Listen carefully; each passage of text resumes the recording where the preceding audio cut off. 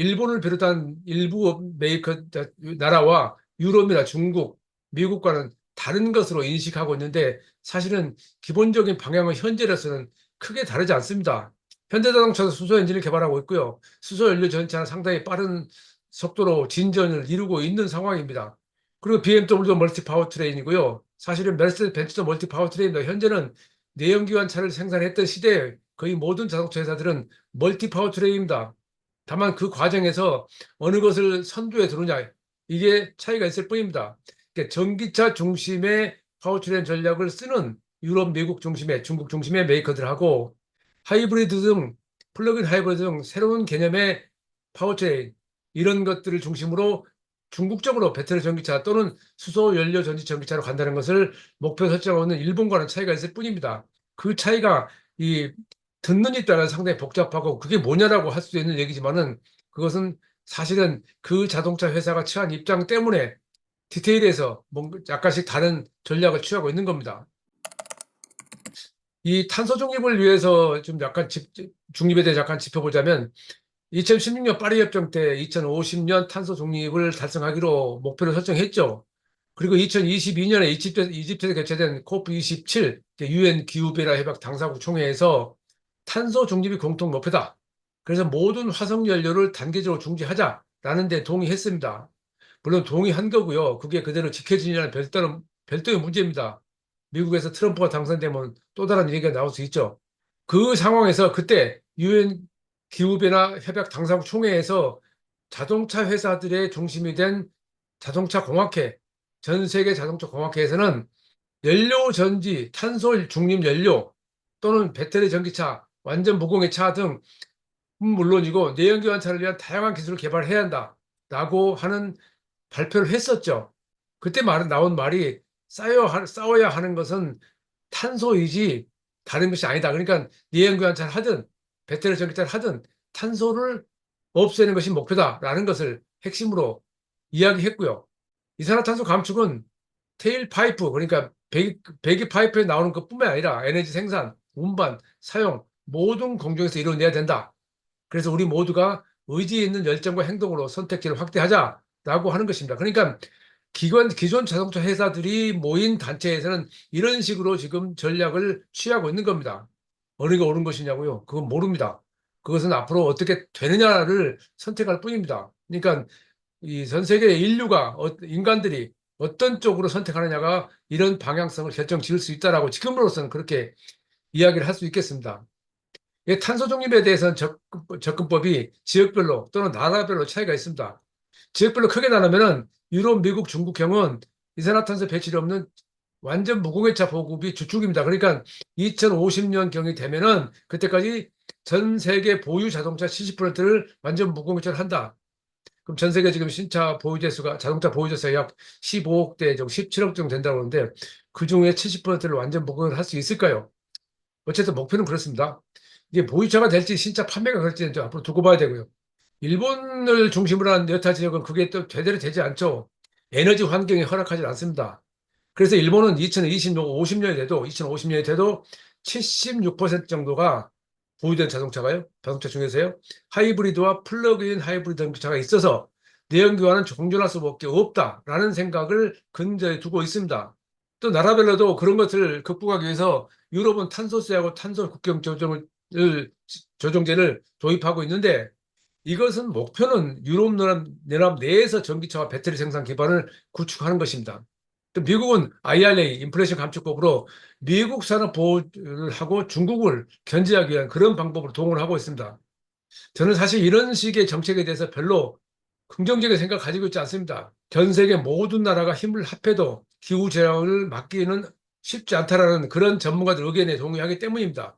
그런데 지금 미국이든 유럽이든 사실은 보호무역주의로 공급망이 제대로 돌아가지 않게 하고 있습니다. 그럼 공급망이 돌아가지 않으면 부품 가격이 비싸지고 배터리 가격이 비싸지고 자동차 가격이 비싸집니다.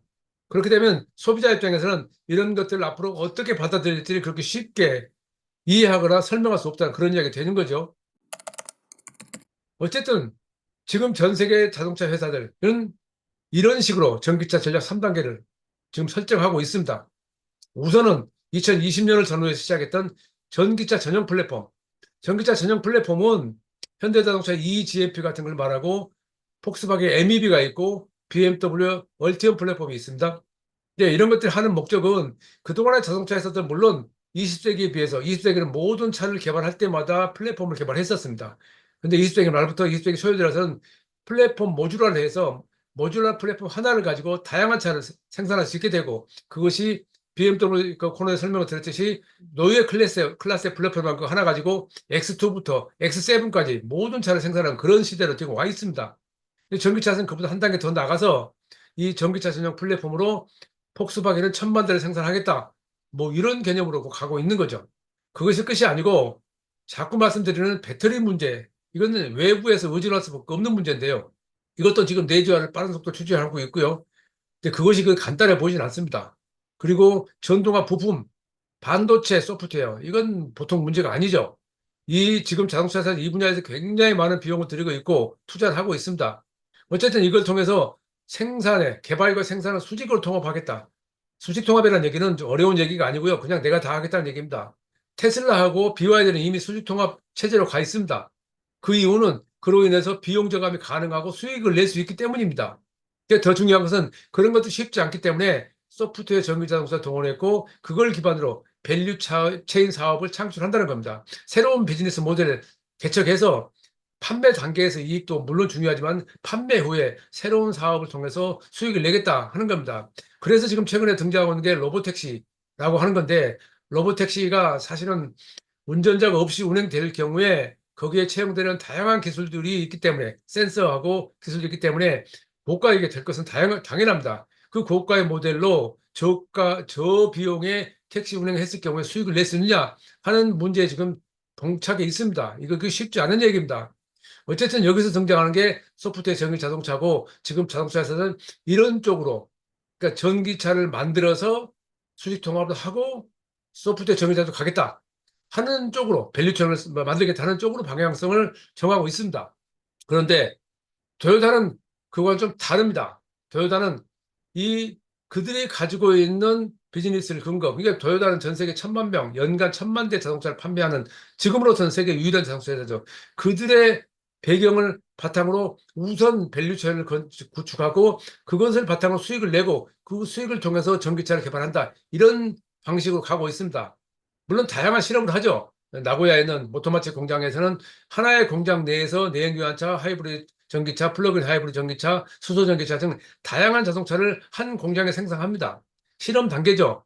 그러면서 그들은 소비자들을 동원해서 이 그들의 수소 엔진 또는 수소 연료 전기차에 대한 인식을 높이고 있습니다.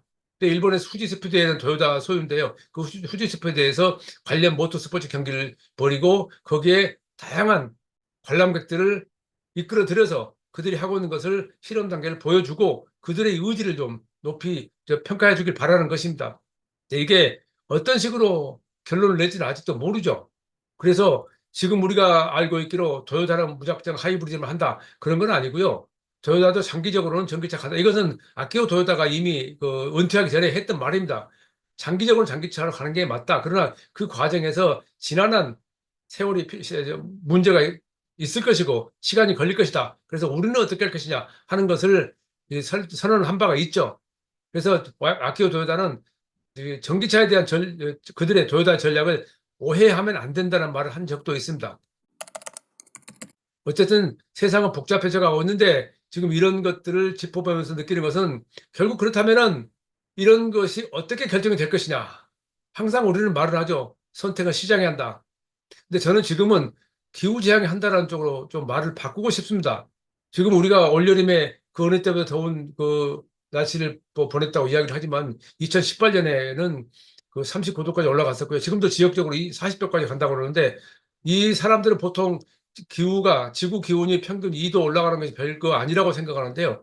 인간 체온이 보통 평균 36.5인데요. 38.5도 되면 무슨 일이 벌어집니까? 물론 그렇게 간단하게 설명할 수 있는 얘기는 아니지만은 지금 지구는 그만큼 어려움을 겪고 있고 재앙이 닥쳐 있고 작년에도 유럽의 프랑스에서는 온열 질환으로 2,411명이 사망했습니다. 이게 유엔에서는 2050년 되면은 연간 2억 명 정도가 온열 질환으로 사망할 것이다. 라고 예측을 하고 있습니다. 그러니까 지금 계속해서 꾸준히 해마다 더위 때문에 사망하는 사람이 늘어난다는 얘기고 그것이 궁극적으로 가다 보면 수가 기하급수로 늘어나서 지구촌에 생명체는 살 수 없다라는 단계까지 간다는 것입니다. 그걸 막기 위해서 지금 우리는 탄소 중립을 내걸고 여러 가지 방안을 도움을 하고 있는데 정작 지금 말씀드렸듯이 각 나라마다 지역마다 처한 상황이 다르고 조건이 다르고 에너지 조건이 생산 조건이 다르기 때문에 간단치 않은 문제인데 그 상황에서 각 지역마다 또는 미국과 중국의 패권 전쟁이니 뭐 나라마다 무슨 여러 가지 이 정치인들이 등장해서 지금 세상을 오히려 후퇴시키고 있는 그런 상황입니다. 도요타 머스패스에는 우리가 오해하지 않아야 될 게 궁극적으로 하얀 탄소 중립은 마찬가지인데 방법론이 다르다지 전혀 그거에서 다른 나라와 전혀 다른 방법으로 간다라는 것이 오늘 칼럼의 주제였습니다. 최영수의 글로벌 인사이트 다음 시간에 뵙겠습니다.